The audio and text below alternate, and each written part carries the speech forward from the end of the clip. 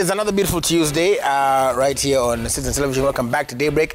When it's Tuesday, you know, we talk about different social issues and issues that really affect you, issues that are part of discourse. Yani watu tunaongea tu tunajaribu kusaidiana. Of course, not talking at you, but we're trying to have a discussion with you. So feel free in the entirety of the program over the next 45 or so minutes to use the hashtag Daybreak to talk to us and also to SMS on 22422. Let's start with ladies first before I take my jabs at CJ. Shazmin Bank, welcome back. Thank you. Yeah, it's good to have you. I love being here. Thank you. Yes, thank you so much for making time for us as well. Always. Shatta boy! You done was Prakankang. Awali pa Shatta General. More life thing, man.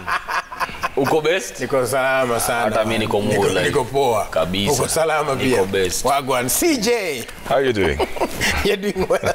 It's good to see you rested and unmoved by your team's lack of... No, you know, you of all the people can't talk about us. No. At least tuko na kasauti. Kanaisha leo siku. Anyway, it's okay. CJ was loading a point there, nibila amenihurumia tu. It's okay. Today, I want to talk about a very... I don't know if you call it... No, it's interesting, yes, but it's also very deep. It's also a word that is also, I feel, thrown around a lot without people basically knowing the meaning. Or if they know the meaning, they don't know how to exactly kind of deal with it, and it is emotional abuse. Oh, Lindsay, that's the ID, emotional abuse. So, well, if you were to... I guess start by defining it. The challenge with emotional abuse, I feel, is unlike physical abuse, and both are wrong and not to be encouraged. But unlike physical abuse, you might have a scar, a wound, black eye, whatever it is the case. And if you're going through it, very sorry about it. But emotional abuse, there are no physical signs, but then they manifest in different ways. So I want to try to unpack it all. So we'll start with, what do you feel is the definition of emotional abuse? I'll start with you, Shelby. Beautiful question, and it's a deep one. So emotional abuse comes out in so many different ways, but a relationship going through that often really starts very simple, very polite, and in a lot of cases you have the abuser that has themselves been through so much emotional abuse in their childhood, you know, growing up with a lot of trauma, and so a lot of the times they will look for a victim that also signals that's what they deserve. They deserve to be in a relationship where they don't have a lot of self-worth. And so when you attach to someone in this sort of a level, a lot of times it's known as an anxious or avoidant attachment style. And so you tend to be in a relationship where when someone's consistently putting you down, when someone will control you in various ways, not only verbally and not only emotionally, but even financially, they will tell you what you can wear, what you can eat, who you can be. They manipulate you in order to move away from people that you are close to, because they want to pretty much have you on your own island. So now whatever it is they'll put you through, you have no means to be able to get out. You're so solely reliant on your abuser, and so you both feed each other off. And is this done consciously? Is it like a plan? Do they say, like, Willis talks to CJ, I want to sever that tie. Willis anaongea na Shatta, no more. Shatta is a bad, hypothetically, Shatta is a bad person. Does it happen like consciously or subconsciously? So it's both, because you have the unconscious emotional abusers, and these are people who are in a relationship and they'll hurt you and they'll use tone and they'll put you in a little box and they'll manipulate you. And a lot of the times, you know, in my practice, they wouldn't have realized that's what they were doing until they're with a partner that's strong enough to say, do not treat me like that. Could you change the way you're being? I don't appreciate that. And so they'll tend to realize, I didn't know that's who I am. I didn't know that's how I'm being. Versus narcissists. And narcissists are pretty much the greatest emotional abusers, because they are very aware of the target of a person they will want to get into a relationship with, and how they will consistently treat you until you have the strength to be able to leave, either because of post-traumatic stress disorder with what they've put you through, or you've realized, I have enough boundaries and I can't do this anymore. So it's conscious and unconscious. Conscious and unconscious. Shatta, in your...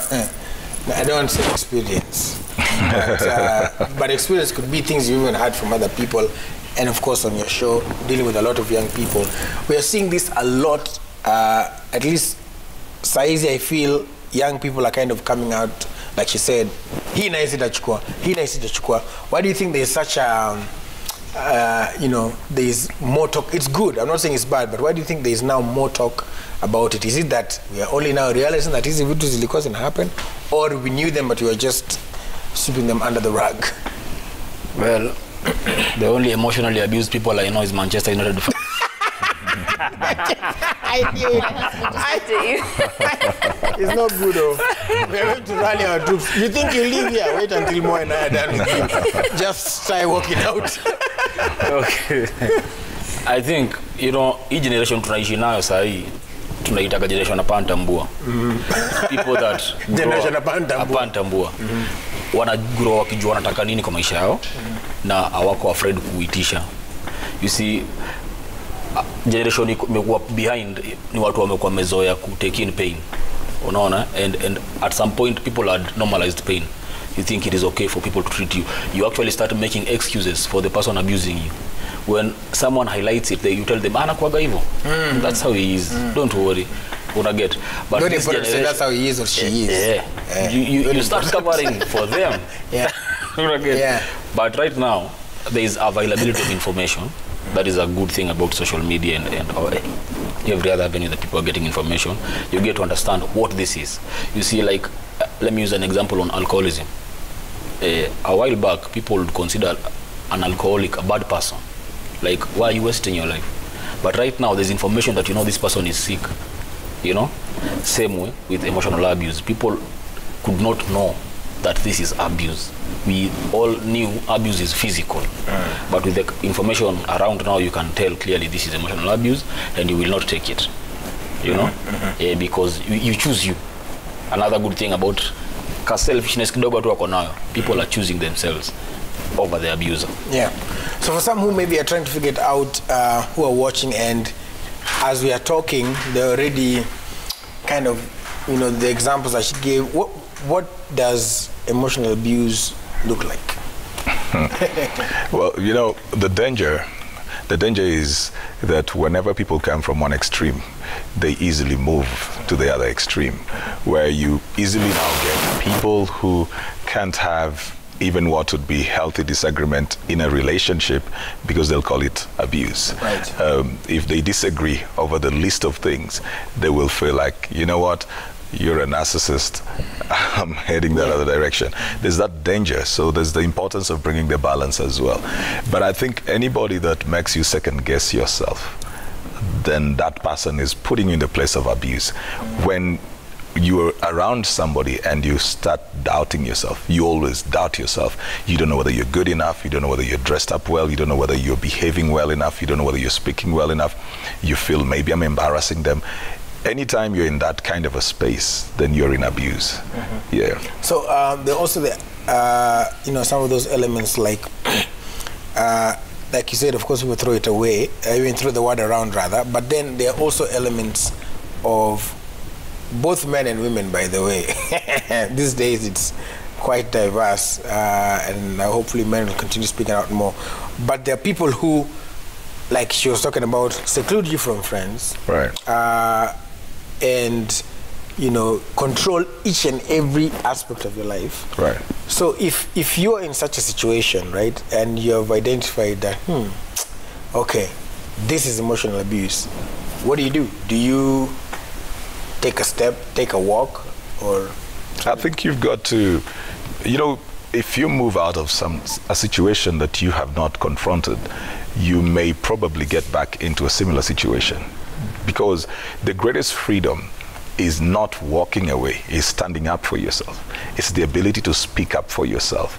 Otherwise, you will keep on running from one abuser to the other. You have to learn how to stand up for yourself within that situation. Then you know that you're free from whatever anybody else would try to put to you. Most people do not know how to get to that place. It is easier for them to run. It is easier for them to hide. But they remain the same timid person. They remain the same prey to the abuser. The qualities that Shazmin was talking about, that somebody will be looking for certain qualities that make you, prone to abuse. So when they're looking for somebody that they can abuse, they identify them in you. If you don't deal with those qualities that attract the abuser, you still remain prey to the abuser. So it's important for people to learn how to speak for themselves and begin to draw the boundaries and begin to regain their self-respect and begin to regain their self-esteem.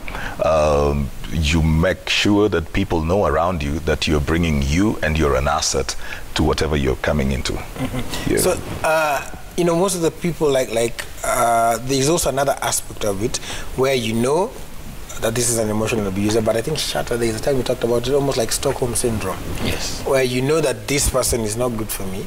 You've tried to have the conversation, but somehow you just can't, like CJ saying, you can't get to the place where I want to stand up for myself and I want to say, this is where this ends, this is the line. So how does somebody who has identified and they probably want to leave, but again, it could be their children involved, there's so many factors, but even if they're not children, they don't have the actual strength. You've stood up and said this is wrong, but you still can't seem to leave. How do you help such a person? The biggest thing, first of all, is to be aware. Because a lot of people are not aware they're being emotionally abused. And, like CJ said, there's a very thin line between we had an argument as, a couple, and a couple of words were exchanged. But the difference is, when you have a normal argument, very often you'll reconcile, you'll apologize. You don't want to intentionally hurt the other person. Right. Mm-hmm. When it comes to somebody that's emotionally abusing you, they sort of feel they're always right. They gaslight you into thinking this fight began because of you. Mm-hmm. So everything you do is wrong. You are the problem in the relationship we're having. And so the first step for you is to recognize, am I? So you need to be very aware of what kind of environment am I living? Is this relationship toxic or not? And then at the same time, is it making me toxic? Is it making me withdraw from my friends and society? Is it making me put in less effort or less of who I am at work? Am I finding myself feeling depressed, feeling suicidal, thinking about suicide a lot more? So not wanting to commit it, but I'm thinking about how to get out of this, because now in this relationship, the only way to get out is, I could commit suicide and I'd leave. So you want people to be able to be aware, are these the thoughts you're living?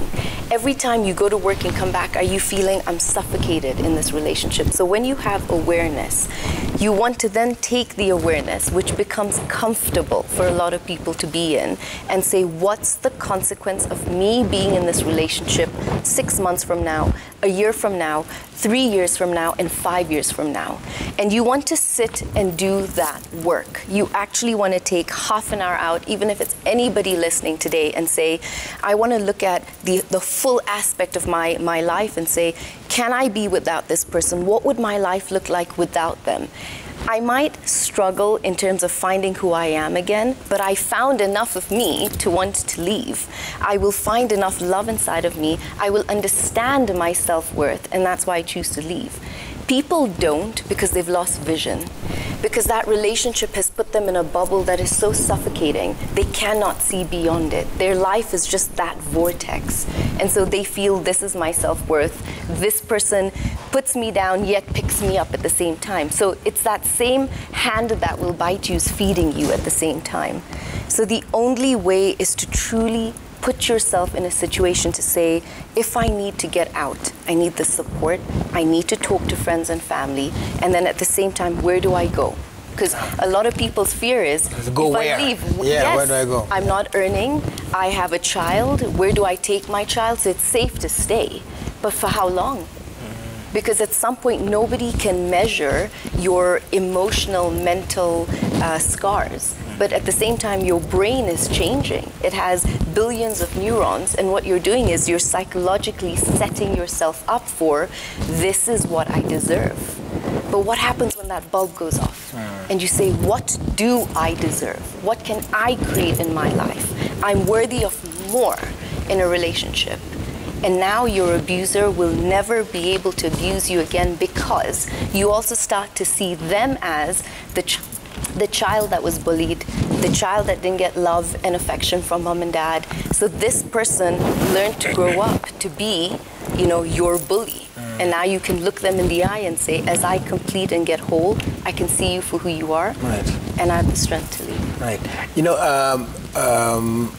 Shatta, when you look even online, when you search pages like, you know, I think, Shazmin, you mentioned narcissism, emotional abuse. Even just go to the Instagram today, I dare you just go check it out. And most of them are really skewed towards, you know, women who are going through that with men. And there are very few pages that address men going through some of these things. Why do you think it is it hard for men to say that, hey, I'm going to be emotional abuse? So people, you see, are even laughing. That's probably the reaction you get from your friends. Yes. Yeah. Number one, before you even get to the abuse part, the emotional on its own is, for men, is a problem. You know, for a man to say, I am going through emotional abuse, first of all, they have to acknowledge that they have emotions. And that is something that men don't do. They do not acknowledge their emotions. So before it gets to a point of now, actually, number one, it is men that will make you suffer. Because one, you cannot, first of all, you can't acknowledge you are an emotional human being. So first, acknowledge that, and you have an issue with fellow men. Now move to step 2, where you want to tell them you are being abused emotionally. What do you think will be their reaction? So what you do is you suck up, and you don't tell them. You say, I'm a man, I'll soldier on. There is no safe space for men to discuss these things. Because the moment you open up, you appear weak. No man wants to appear weak. So what they do is and it is the way they grew up. You grow up emotionally abused. Do you know something small like falling down and as a boy and wanting to cry, and the person standing next to you tells you, boys, don't cry? That is emotional abuse on its own. That person has denied you an opportunity of being emotional. And you grow up thinking that. So when you grow up, it's just natural. That is who you become. That is how you knew to be a man. You will not feel that this person is emotionally abusing me, you know? And again, you think it is normal for you to be abused. That is something else. You think if your spouse is abusing you, it's okay. You know, I've been in certain forums. Of course, I know better now, so I spoke up. But you know, there's a place where I was where there was, you know, men are just sitting around, and then this guy was like, yo, people, I think I have a problem. Like, so guys are like, what's the problem? And they're like, no, I think, you know, my wife keeps talking down at me all the time. You know, yani hani celebrate, yani ananiambia mimi mjinga. In fact, even being here with you guys, I'm just waiting for the telephone call because she doesn't want me to hang out even with you guys, right?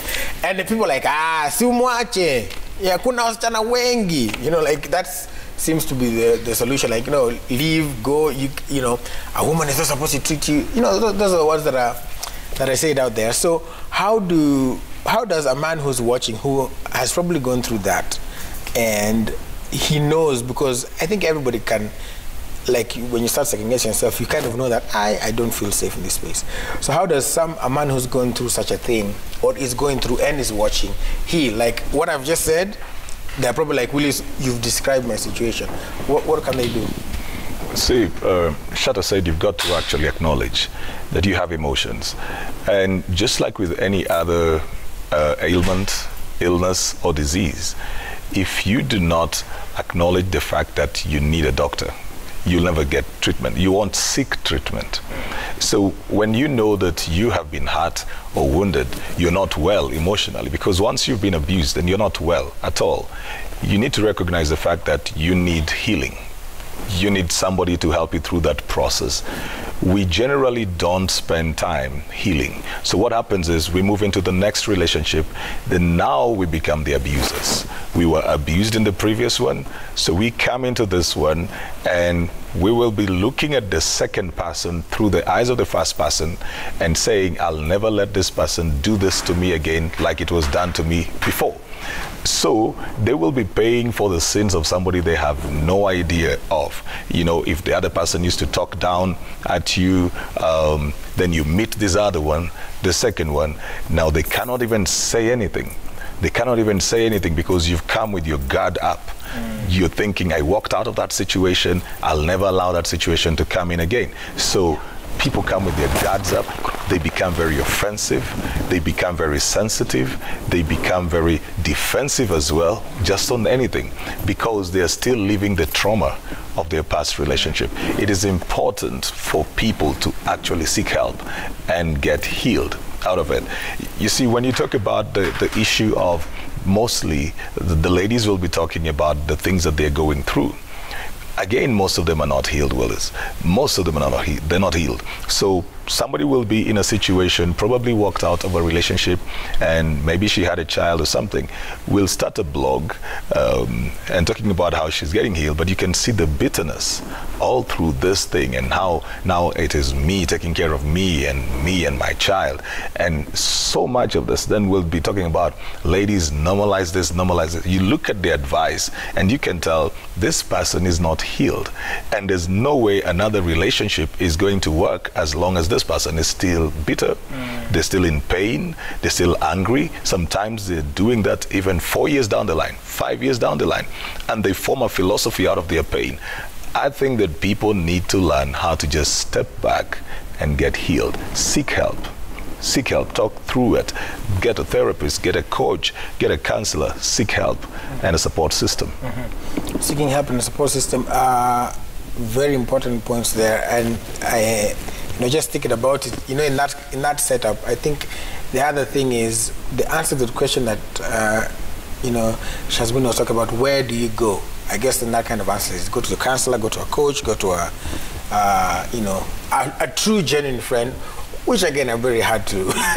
It's hard to define what a genuine friend is, but it's okay. So I'd like to ask also. So if somebody is in the same situation again, this situation where they know they want to leave, they know but they are scared because they want to confront. How do you confront your abuser and say, you know what, I think this is it for me? How does that happen without, triggering? Yes.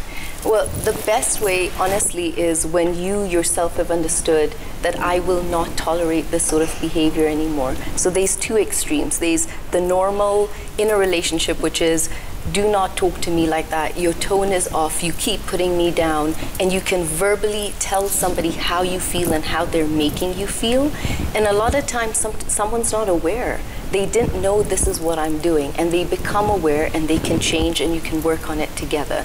That's obviously the beautiful, ideal situation, and that still takes work for two people. Because you have to remember, Willis, when two people come into a relationship, they're two people coming in with different childhood traumas. And a lot of the times you come into a relationship and you're hoping someone will fix me and someone will heal me. And the right relationship that goes through the natural ups and downs, where you can value the downs, you learn from them, you know how not to come back to that point again, because no relationship's perfect and will ever be, and the day it is, then it's over. So, both of you to be able to realize we're coming into this relationship, we're both going through something, but we can help each other. So you can talk to me, and when I talk to you, we can both see where our traumas are, where our wounds are. And now I understand as a partner what I don't want to do to you. I understand what your triggers are. And so with empathy, I'll not hurt you, and vice versa. But in the situation where someone blatantly does not care, no matter how many times you talk to them, no matter how many times you tell them, I'm not happy, I would love our relationship to change, in a place like this, when you've realized I'm ready to walk away, it's really for your abuser to see you can stand up for yourself, because they're not used to that. They've learned so well, 360, how to manipulate you. They know where you'll go, where you'll not go. They know how to push you into the corner and literally give you a blanket as you sleep there. So it's for you to be able to say, I will not tolerate the way you're treating me. I've got backup. I'm feeling better and greater about myself. And so now you hold a very strong boundary that when they are emotionally abusing you, you put a stop to it. And you choose to say, I'm not walking away to be rude. I'm walking away because I'm not going to tolerate this until you decide to be more of a grown-up. And then there's the other scenario of you realize this person will never ever change and you want better for your life. And healing will take time. It'll take, as you leave, you'll still be healing in the next relationship. That's the process of healing. But when you're leaving, you choose to be able to say, I'm aware of what this relationship did. I'm aware of the lessons I learned. I will now understand what I will tolerate, what I will not tolerate in a relationship anymore. And so now when I leave it, I'm no longer signaling the world for an abuser anymore. I'm going to take a break. I'm going to be on my own, which is something the world, I find, is scared of. They stay because they don't want to be alone. Yeah. And I tell people, but you're already alone in this relationship. You're more alone than being on your own, which is more healthy. And so be alone for a while, and then be aware of what is the next person I'd like to attract. Make a list. Become your list, so that when you attract someone, you are already that. And that's what I would say would be the first. Become your lists. That's actually, yeah, because most people have lists that then kind of have expectations on the other person. Exactly. I want somebody who does this, and yet wewe mwenyewe haufiki.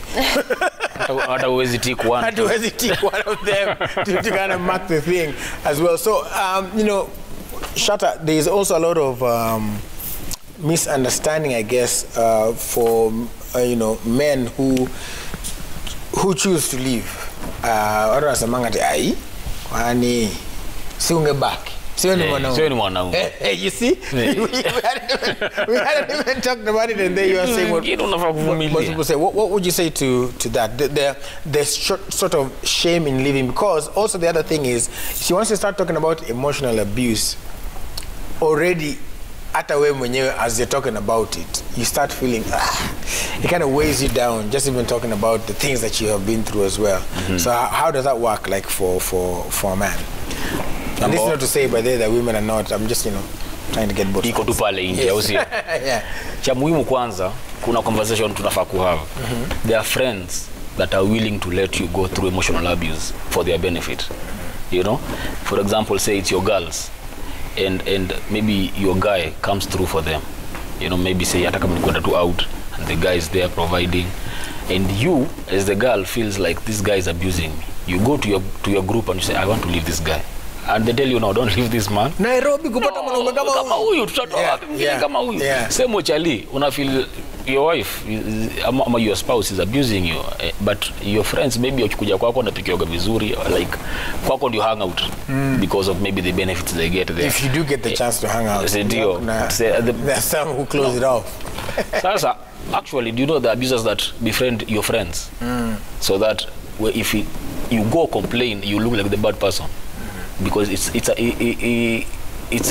way of controlling you. So if your friends think I am a good person, if you go complaining to them about me, they are most likely going to take my part, because they have seen a good version of me. Meaning, an abuser that is deliberately abusing you knows how to cover their tracks. It is their job to abuse you, you know. So for a man that wants to walk, number one is to take away the shame from it, you know, and know you would rather lose a battle and win the war. You know, at this moment, let me appear like a loser now, but what do I gain? I gain my life, I gain my freedom. If standing up and telling her, this is what I think I want for me, or this is what I want for me, I've tried talking to you, you refuse to change, you know, because you can't now start jumping from every relationship. You're here, you feel like you're being abused, you just jump to another one, you're cut here, you're going to bleed in another relationship, you know. So if you stay and try to change and realize this will never change, this will never work, you walk. That is you standing up for you. You walk, and whatever people say, at the end of the day, you are you. You are an individual, and their talking does not change you, as long as you know what you want is the right thing for you, and you're not being selfish as well, you know. There's no shame in it. That is what men need to know, that walking away, na pia there's this thing that we say, we stay for children. Unaona, sana men, if you walk, you start considering maybe at a bills zitaongezeka, now you have to pay rent here, you have to pay rent there, and also just already if the person you're with is toxic, you're trying to imagine if this person is like this with me, what are they going to do with my children? Yeah, I leave my children with this person, and even access to them. So now you start living your life, you stop living your life, you start living this other life, a protective kind of way, like I want to protect these children from this abuser. So if I leave them, they will be more abused and they'll be told bad things about me as well, you know. But at some point, you just need to tell yourself that you won't die for these children. You live for them, you know. At some point, they will, if you're out there and you've not forgotten about your family and you keep trying, you know, there is only so much they can do. At the end of it all, the truth shall come out, you know. So if people say, uzuri ya uongo ni, there is no perfect crime, you will find out one day that this person was lying about you, you know. So at that moment, if they are willing to lie and people will believe, ni sawa, but you have your life, and one day you'll be vindicated. One day vindication will come through. Anyway, so many things are going through my head. I had so many questions, and I've just been thinking that we might need to, you know, dedicate one of the shows to talk about narcissism and what it is and stuff like that. So that, because yeah, nikutight, but it's very so. CJ, the other thing is, you know, once, like you said, you want to now leave your abuser, you've had the conversation, and now, you know, you have left. There's a very important point that Shazmin was talking about, that period where now you are, you know, alone, and you mentioned something several, like people are not healed. So how do you know that now you are ready, you know, to take on another relationship, or you're ready to, you know, invite somebody back into this space? How do you know that I've taken enough time, I'm healed, I'm ready, let's do this? I needed to mention as well that, see, we've kind of narrowed the abuse into a family setup or relationship, but there are also other abusive relationships as well. Yes. There are people whose emotional abusers are siblings, others are parents, others are bosses and colleagues, and still very valid, you know, because if I am emotionally abused at work and I need the pay, how do I deal with that? Right. I literally need that pay. Maybe having loans, and I may be having... How do you deal with that? That's a very interesting aspect, yes. If you know that huku wenyewe ni kugwana. You see, some are watching now, like, in fact, they were just about to leave the house and they're like, wait a minute. Yeah, because with a spouse, it's not the easiest, but you can say, well, I can meet somebody else out there. You're not very sure about that when it comes to a job. And so there are more people then who will stay in places where they're emotionally abused work-wise, because they know that the repercussions are very immediate. You know, fired. Yeah, and even if they leave, if they resign, they have to pay bills. So it will be very, very immediate. With a relationship, some people can rebound. But with a job, you can't just wake up and say, I'll get another job tomorrow. You still have to go through processes. So there are also people who are going through that, and probably we're going to talk about that at some point. Yeah, we should talk about it now. What do we do? Like, what happens? There are people who are like, okay, nikitoka sasa, especially, like, I can imagine people who are going through that, like during a time like last year, you know, when everything was shut down, and it was really I don't know if you call it like a blessing or something amazing to have a job at a time when, you know, people are getting cut. And that even used to be the thing that, you know, you'll be told. Yeah, you'll be told. Like, do you know how many people are looking for a job? Yeah, exactly. You should count yourself very lucky that you have this job. Exactly. And you should be grateful for the little that you even have, because other people would desire to be in your place. Now that's abuse. Yeah. That's abuse. And that's why I said initially that anybody that makes you second guess yourself, see, well, it's true that I need the job. And it is true that I need the money, but it is also true that I bring value. You wouldn't employ me if I wasn't bringing value in here. And whatever you're giving me should be commensurate to what I bring. And it doesn't mean that if you're paying me, then I cannot voice up my opinion. I cannot tell you that I'm not okay with this. So I don't become a slave. This is a contract between two willing people. I bring in my time, my energy, my talents, my skill, my intellect, and then you pay me. commensurate to what I have brought in. It's a contract, and contracts are negotiated continuously. If I cannot negotiate, it's no longer a contract. It's slavery.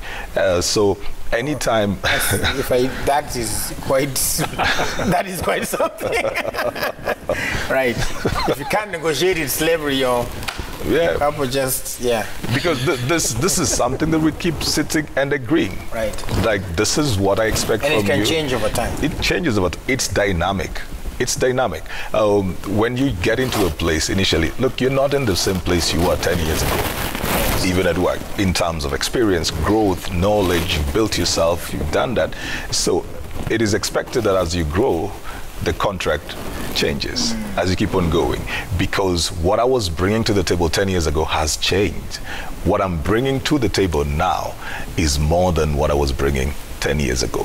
So anybody then that genuinely has you at heart, they should be able to listen.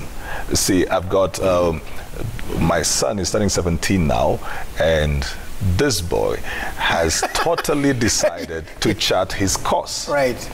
And I cannot treat him like a 7-year-old. I cannot treat him like I would when he was 5 years old and say, you'll go to this school and you'll go here. Now I've got to listen. I may have what I have in mind on what I would want him to do, but I also have to listen to what he's saying. So we have to negotiate, because he's not where he was many years ago. People don't do that in relationships. People don't do that at work. We don't acknowledge the fact that people have grown, and that this contract needs to keep changing as we go. And that is on all levels, because when you were together, you didn't know. I didn't know Ashata, with a child. I didn't know Ashata with more money. I didn't know Ashata with Rasta. Yes, so, like, people are changing and growing. So how then do you, if you're on the other side now, all right, you are the person who is being accused. You're the one who's being accused as the abuser. Somebody walks up to you. You're probably thinking you're living like with a loca. If you're a boss today, especially after this conversation, I'm sure CJ has started the waters somewhere. Somebody's going to the office. By 10, mtu akifika ofisi. Excuse me. You are an emotional abuser, and CJ said it. But in all honesty, though, there are those who, if now somebody tells you that I think you have been, emotionally abusing me. Now it's on the other side, whether you're the boss, whether you're the other partner, whether you're the friend. How do you deal with that information? If somebody comes to you and says, Shazmin, I think in this relationship, this and this has been happening and I'm not happy with it. How do you deal with it? Okay, this is interesting, because a lot of the times, if that's happening, people tend to react. Because if I come to you and I say, Willis, you're an emotional abuser, you're not going to hear what I'm saying. Right. You're going to start defending and telling me how you're not. How I'm not, exactly. So that's how human beings tend to work. So the best way to be able to do it is how you tell the person. So you could probably acknowledge something inside of them that's hurting. And the thing I've realized in all these years is it really true people are bad? Because even when you look at the most extreme criminals that are in jail, but you go and study their lives as children, these are the same people who became this way because of being molested, having cigarette butts put out on them, being children that were never fed, that were completely neglected, that were kicked. So you become who you are because of what you've been through. A lot of the times people block that out because there's a part of the brain, the frontal cortex normally soothes the body. It makes you feel great, but it's like if your brain kind of, looks like that, that's, the emotion that goes in, this is the stem of the brain, and you close that, and that's the frontal cortex. That, signal normally comes down to the rest of the body, telling the body relax. It's the part of the brain that, sort of has you emotionally come into being able to respond. When you've been through so much trauma or someone's coming at you, your brain literally goes boop, and it'll stay there. And so now there's no signal telling the body to calm down and to relax. So a lot of people tend to live in fight and flight all the time. And so somebody that's been abused, when you want to leave them, when you want to walk away, you're triggering their deepest fear. And that is abandonment. And so they don't know how to deal with that. So they either lash out negatively at you, or they themselves will immediately go and find somebody else to fill that void, so they don't have to feel abandoned, and then they're repeating the same pattern to somebody else again. So you want to be so careful with how you're telling the person that's emotionally abusing you. Physically is another level. That's a different way to handle. But emotionally, you want to tell the person, look, I feel both of us are going through too much in our lives at this point. I feel if I stay in this relationship, I'm going to lose even more of who I am. And that little part I have right now, I want to use it to heal, to grow, and to figure out where else is my life going. I think you're an amazing person, but I feel you're going through a lot. I feel you've been through a lot. Maybe our relationship in a few years could change if you got the help I feel you need. And getting help nowadays is not taboo the way it used to be. Everyone has a coach. The best NBA players have a coach. The best golfers have a coach. The reason you have it is because they can see your 2-millimeter change. They can see you're 3 feet away from greatness because they're outside the bowl. They're looking in on your lives. So telling an abuser you can heal, and you're a beautiful human being, and even though you've done whatever you've done, go take time out to find who you really are, not what the abuse has made you to be, and now I've taken that on too. So I'm going to break this pattern, and as you heal, I heal.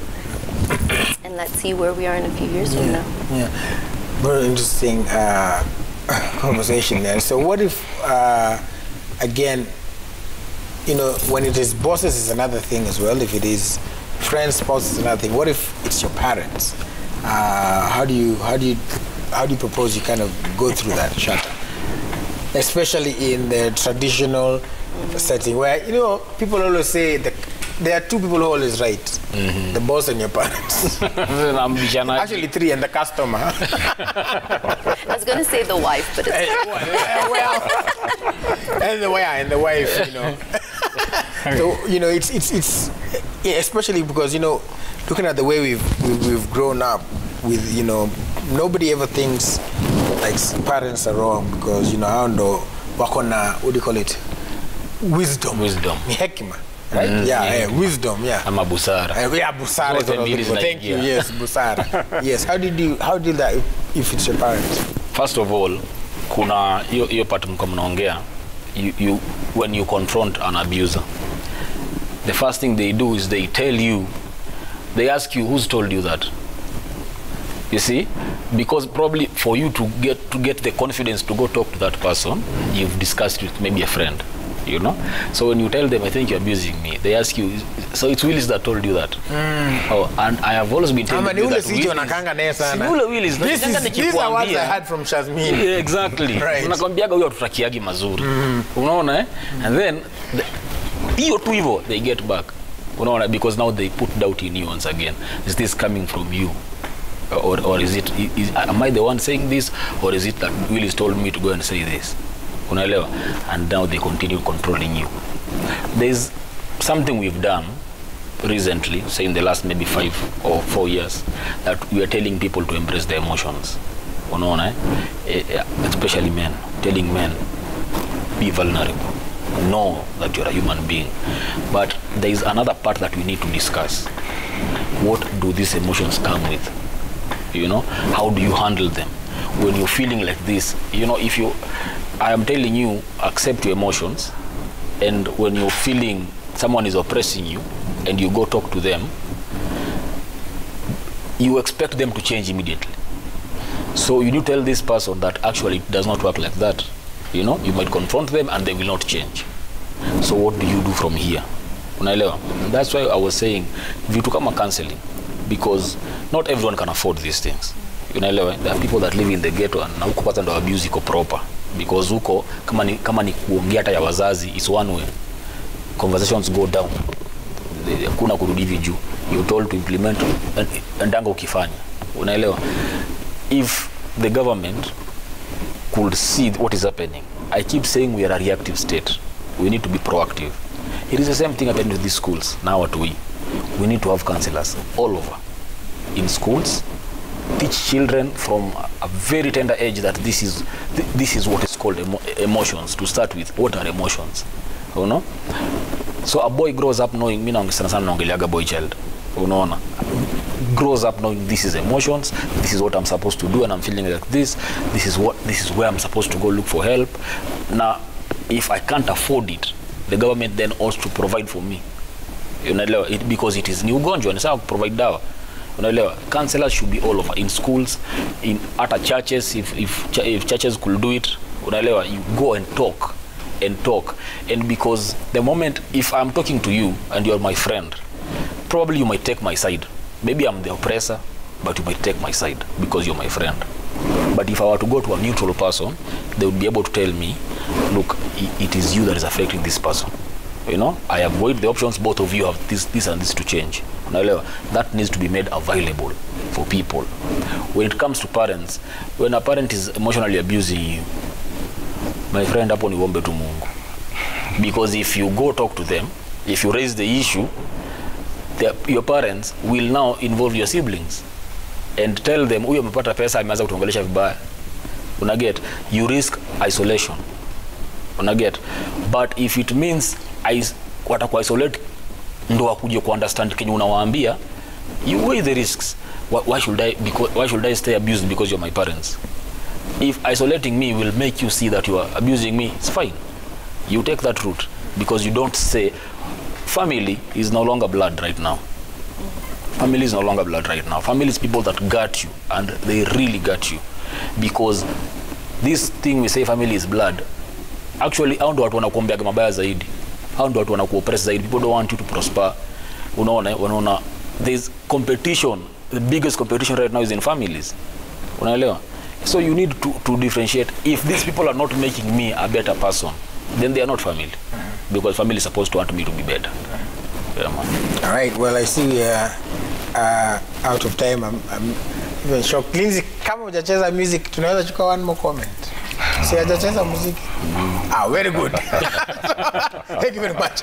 So, on the same vein, if, like Shatta said, for most parents it is, easy. I think, your son and your family are lucky enough to have a conversation. Not many people are in a place where they can have that kind of conversation with their parents. So what do you do if it's your parent?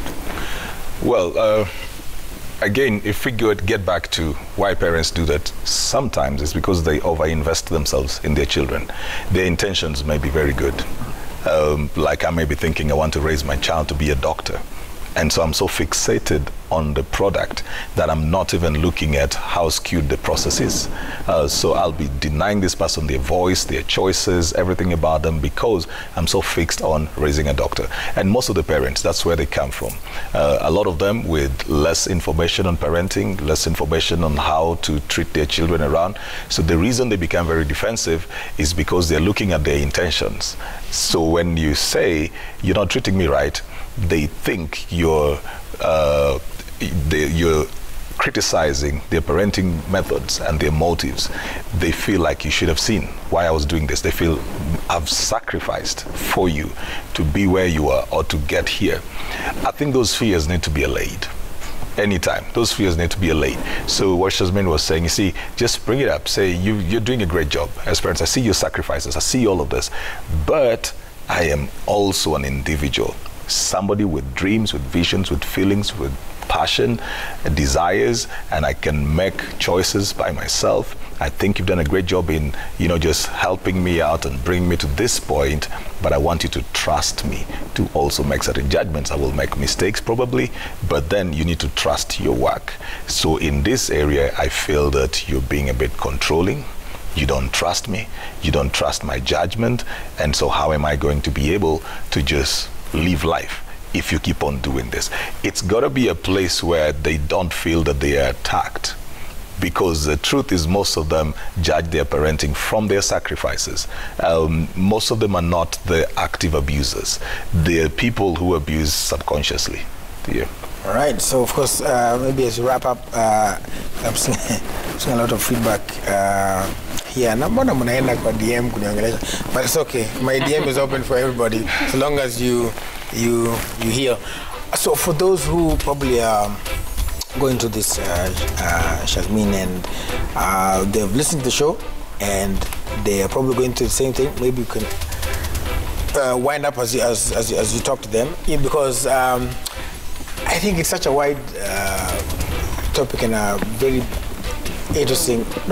bad place to be when you know you're being emotionally abused and you have no one else to talk to, and like Shatta said, you can't afford counseling. Yeah. So what do you do in such a situation? Somebody who's watching, who's that person who is watching, and wherever they could be, wherever they could even be, the boss could even be you're a house manager or a house help, and the boss is the one who's messing things up for you, and they're watching. What would be your advice to them? Courage. I feel courage takes people way further than they know. And I would say it's the courage to be able to speak up, the courage to realize you are worthy, the courage to realize your life is not this small micro moment. You are built for so much more. And the thing I would turn around to tell anybody is don't be bitter, because that's the worst thing you can do when you're coming out from a relationship that's abusive. You want to, I just got directed to the right camera. You want to be able to recognize that, you know, this relationship taught me something. Because a lot of people walk away feeling, I'm broken. You're never ever broken. No one can break you. So recognize you have the courage to have a choice. The choice is always yours. Then you have a decision to make, to stay or leave. So if you choose to leave because you have the courage to do so, you might not have it all figured out. You might not know the way forward. You might not have it perfectly laid out. But the first step that you take to leave is so liberating that catapults you in so many different areas of your life to realize, I have a voice, I can speak, I am worthy, and I will. And then it's not to forgive the person that hurts you naturally, to say I condone what they do. But forgiveness is more for you. It's forgiveness that I will not put myself here again. I value myself so much. I'm going to make a list of everything I have learned from this relationship so that when I leave and as I leave, I walk away knowing that this came to teach me something so that my next relationship and who I will be in my next relationship will be thriving and a better human being. All right, that's where we want to end it right there. Thank you so much, Shatta Boy. Thank you, Shazmin. Thank you, CJ. Welcome back. All the was to the Liverpool. Thank you. But we do wish, you know, everybody who's watching the best in the sense of the best life, the best decisions, and the best choices to just be courageous and to move forward. It's not easy. It's never a straight line. Like Shatta said, there is always a next step. You know, you could move and things might not go the way you want, but at least, you know, clap for yourself and acknowledge the fact that you actually did something. So long as you stood up for yourself, you have done something amazing, and that's normally the start. Stand up for yourself and speak out. And then from there, you know, you can kind of work it out along the way. You know, naambiwangwa na namutamu ya kwamba hakuna mtu akona script ya hii maisha. Yeah, everybody is just living life the best way they can. And so if you're woken up today and you've done your best, proud of you, I believe in you, and I know successful people look like you and the great Manchester United. And God loves you and that will never change. Peace and love. See you next time.